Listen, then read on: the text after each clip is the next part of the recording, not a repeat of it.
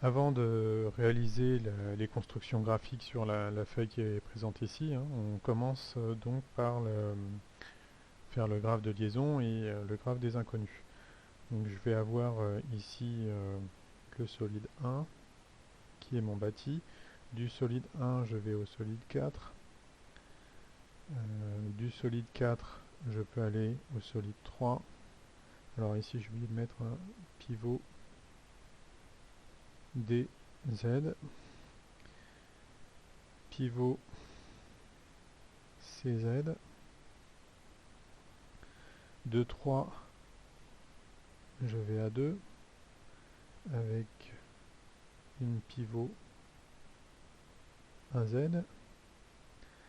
De 2, je retourne à 1 avec une pivot BZ. Attention de ne pas vous endormir sur le BZ bien sûr. Ensuite, de 3, je vais à 6 avec une pivot EZ. De 6, je vais à 5. Et ici, c'est une pivot glissant.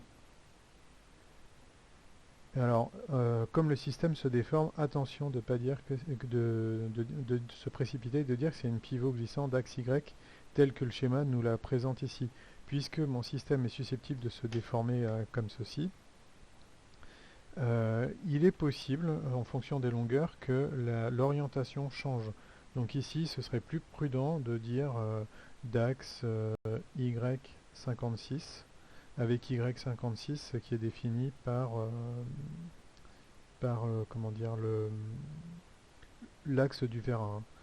Donc je le mets Y56, axe du vérin. Et ici, pardon, pour un axe, j'ai oublié de préciser le point, et donc ici, ce sera le point E. Donc E, le point, et Y56, le vecteur qui définit l'axe. Et puis de 5, je retourne à 4 par une pivot FZ. Donc ça, c'est pour mon graphe de liaison. Je place les actions extérieures. Et bien sur 3, je vais avoir le poids ici, donc qui est connu, hein. C'est une donnée de notre problème. Et ici, attention, l'intereffort de pression. Donc je mets comme ça, hein. Et je connais seulement la direction de l'effort ici, puisque la pression va être dans l'axe, enfin la force résultant des actions de pression va être dans l'axe du vérin, de par la construction même du vérin. Donc à partir de là, et des hypothèses associées, hein, donc faut les rappeler, les hypothèses. Donc les hypothèses, on va avoir un problème plan, et le plan ici c'est dxy. Le poids propre des pièces est négligé sauf celle de 3, hein.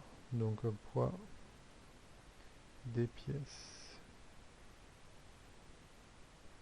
négligé sauf 3. Et attention, c'est négligé devant les actions mécaniques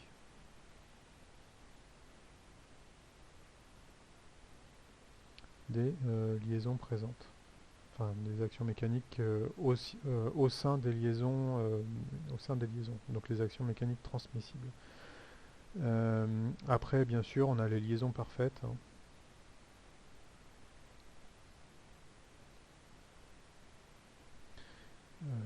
Voilà pour ce qui me vient à l'esprit. Donc maintenant, la stratégie d'isolement. Alors oui, avant quand même, on peut mettre le nombre d'inconnus. Donc on a fait l'hypothèse du problème plan ici. Ça veut donc dire que les liaisons pivots ici seront le siège de moment nul. Attention, une liaison pivot, ici d'axe Z, peut transmettre un moment suivant l'axe X, un moment suivant l'axe Y, mais avec l'hypothèse du problème plan, on retient que les moments transmissibles, enfin les moments qui nous intéressent, sont seuls ceux présents suivant l'axe Z, donc celui qui est ici normal à la feuille. Et comme ça correspond à la mobilité de la liaison pivot entre les pièces ici, puisqu'elles sont toutes d'axe Z, il n'y a pas de moment transmissible. Donc je mets un 0 ou un vecteur nul, sachant que c'est conditionné par l'hypothèse ici, et donc en fait j'ai des zéros étoilés ou des zéros barrés, donc des composantes de moment qui peuvent exister, et je n'en tiens pas compte. Donc les inconnus passent à 2, et ce sont deux inconnus de type force, ici. Dans la pivot glissant, je vais avoir deux inconnus, qui est un moment transmissible suivant l'axe Z, comme ça. Donc ma pivot glissant qui est ici peut transmettre un moment comme ceci, et elle peut transmettre une force dans la direction normale à l'axe de la pivot glissant. Donc ça c'est la direction de ma pivot glissant. Elle ne peut pas transmettre d'effort dans cette direction. Par contre elle peut en transmettre comme ceci. Donc j'ai aussi deux inconnus, mais ce ne sont pas que deux inconnus de type force. J'ai une inconnue de type force et une inconnue de type moment. Et donc après, pareil, deux inconnus, partout on a des pivots, deux inconnus de type force. Hop, voilà.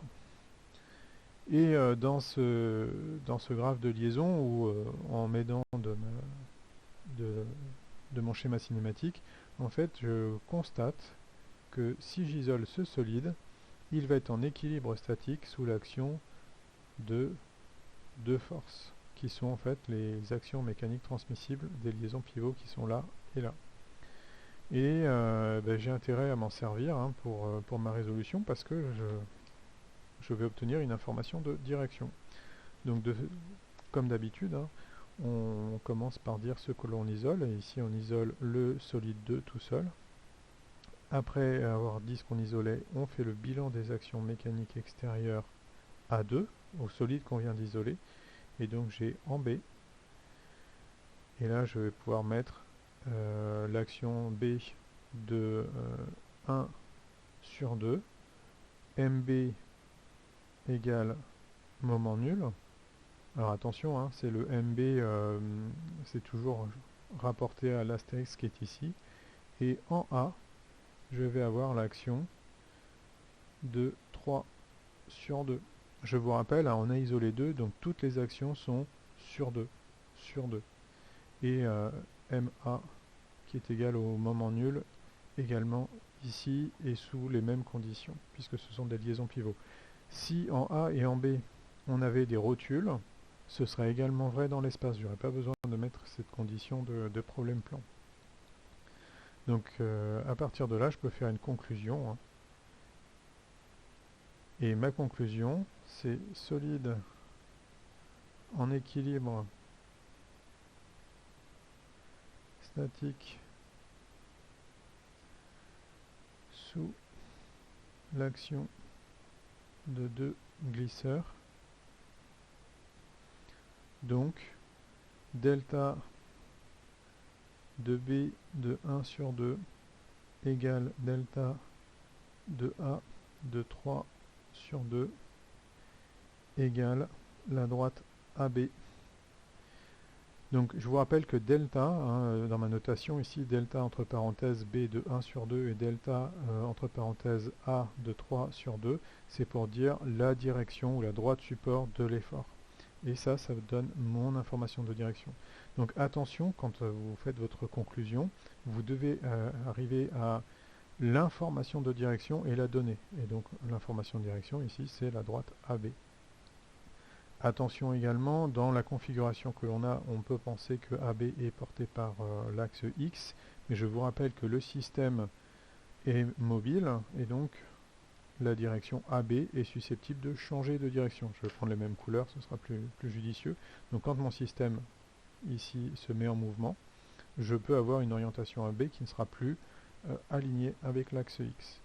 Donc voilà, fin de ce premier isolement. Pour ceux qui sont motivés et qui ne veulent pas attendre la suite, pour résoudre le problème, je vous invite à isoler maintenant l'ensemble, soit 3, 4, 5 et 6, donc vous m'isolez tout ça, soit vous m'isolez carrément tout sauf le bâti, ça revient au même. Et le but étant de trouver l'action en D. Voilà, bon courage à tous.